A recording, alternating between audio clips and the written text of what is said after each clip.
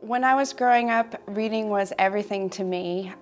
My mother instilled a love of books in me from when I was a little baby. And actually now I'm passing that along to my son as well. It was my biggest hobby when I was a little girl. I was always inside, wrapped up in a book, and I would spend hours and hours at a time reading. And even today, in my spare time, that's all I want to do. I arrived in New York City fresh off the boat, with stars in my eyes, and was lucky enough to get a job at a wonderful publishing house on the ground level as an assistant editor, and it was at HarperCollins Publishers. And for the next decade, I worked in a few of the top New York publishing houses, and it was exciting. I loved every minute of it. The workload was overwhelming, but it was also incredibly enjoyable.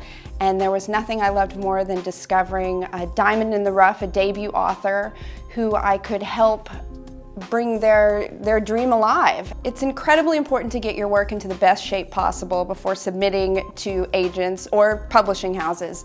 And I can't stress that enough because there are no do-overs. You only get one shot for each agent or each house. And if you don't impress them, or if your work is not the best it can be, then you're not going to catch their eye.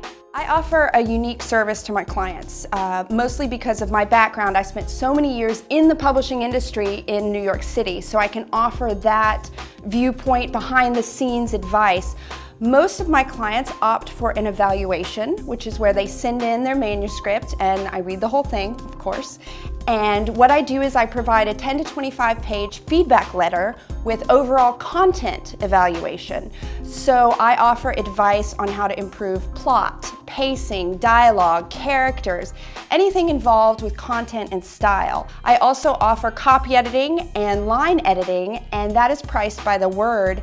And basically that means I'm doing all the editing for you. So I will return a manuscript that is corrected grammatically, and if you opt for a line edit, then I will also be making corrections stylistically.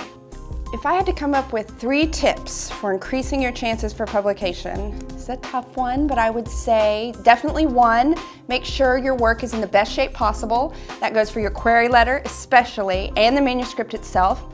Number 2, do your research and find an agent that's going to be most receptive to your work. Define your genre, find that name, submit it to the people that are going to be interested in your manuscript. Number 3, don't give up. It takes a lot of perseverance. The publishing industry is tough, even for the best writers. So you have to hang in there, you have to send out tons of submissions, frame those rejection letters, and hold out hope for the one person that is really going to fall in love with your manuscript.